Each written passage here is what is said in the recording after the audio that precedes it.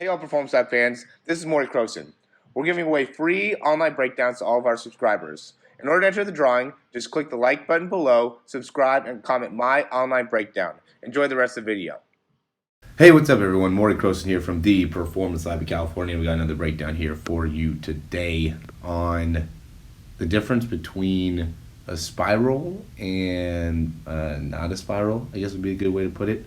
Not really specifically breaking down Peyton Manning today, but we're using Peyton Manning because he's a good example of being able to compare and contrast consistent spirals compared to non-consistent spirals. Now, let me just let you know beforehand, this was definitely not an easy video to make and really even to find content for. So, I'm just going to give some basics into, what typically happens. A lot of it has to do with your hands, your grip, and the speed of which you're trying to get the ball out of your hands.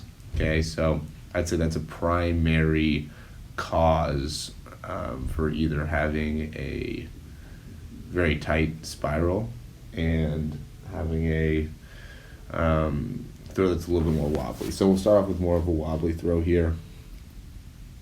You can see the release and how it's wobbly and it barely gets there.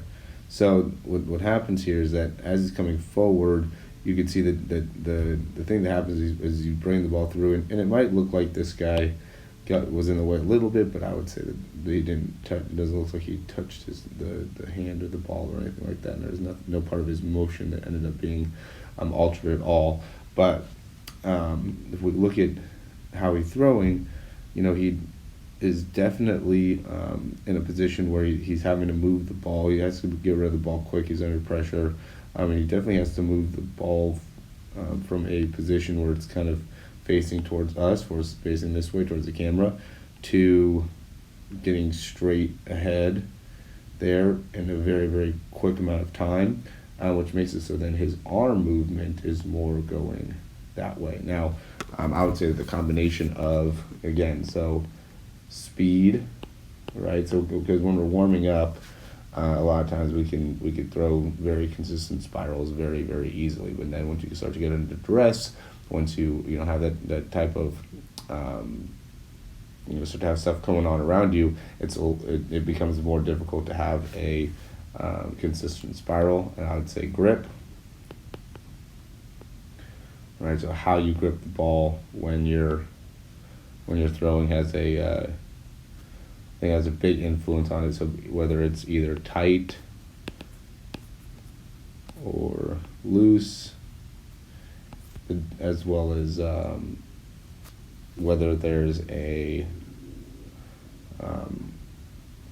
guess another part with grip would be where are your hands? Just combine two words right there.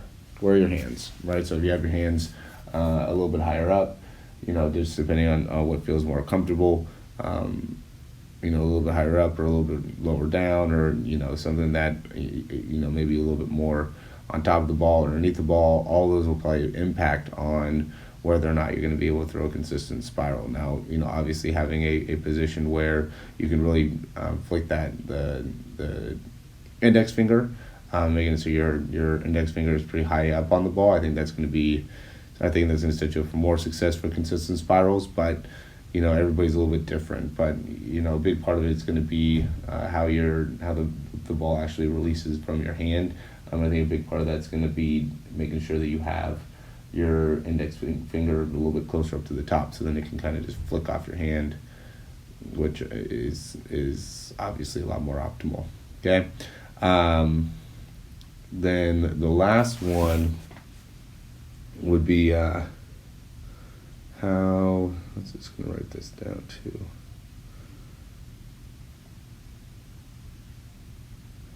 Speed.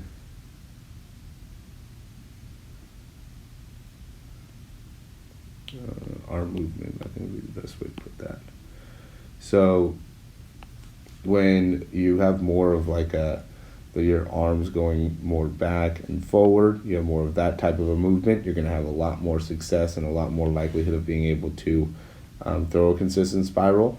But if your arm is going more here and here, it has more of that type of movement to it, I think you're going to be less likely to throw a spiral, because the ball wants to be, what helps it go to spiral is the ball traveling in that way, making it so when you're flicking your hand, your pinky kind of comes upwards as you're doing it, instead of where you see here where he's like he's throwing it, and as he's throwing it, he's coming across a good amount, which I think is impacting his ability to throw a nice spiral there. All right, we're going to go to now one where he throws a nice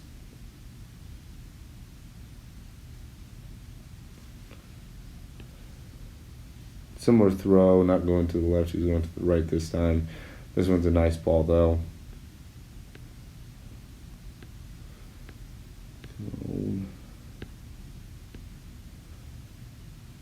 So better pocket time. You can see how his arm's coming a little bit more straight through now as he's throwing. Right, coming straight through. He's able to finish more on top of the ball as he's finishing. He probably didn't adjust his grip at all. Probably has a pretty similar grip, but in terms of where the arm's coming from, you know, kind of staying back and then getting that nose of the football coming forward faster and able to get more on top of the ball as he's releasing is allowing him to definitely have a lot more success in making it so the ball's a spiral. So, you know, again, speed, you know, doesn't have to get rid of the ball as quickly. Grip, you know, he might not, because he's not under as much stress, he might not be holding the ball as tight when he's going through. And I think that's a big one, is just having your grip a little bit too tight. I'm sure his hand's in the same position, so, you know, I don't think that would have changed, but it could change if your hand's not in the right spot. And then also the movement of the arm. And that right now is movement of the arm is very forward and you know, a lot more within what I was talking about, where you're going forward and back rather than going side to side. So it's here and here rather than allowing himself to go and finish off to the side there. So yeah, just wanted to, we got this recommendation to do this video on the difference between, you know, throwing a spiral and non-spiral. So I just wanted to create this video for you guys, and I hope you enjoy. If you have any other recommendations, anything else that you guys would like to see, I would love to be able to help you out there. All right.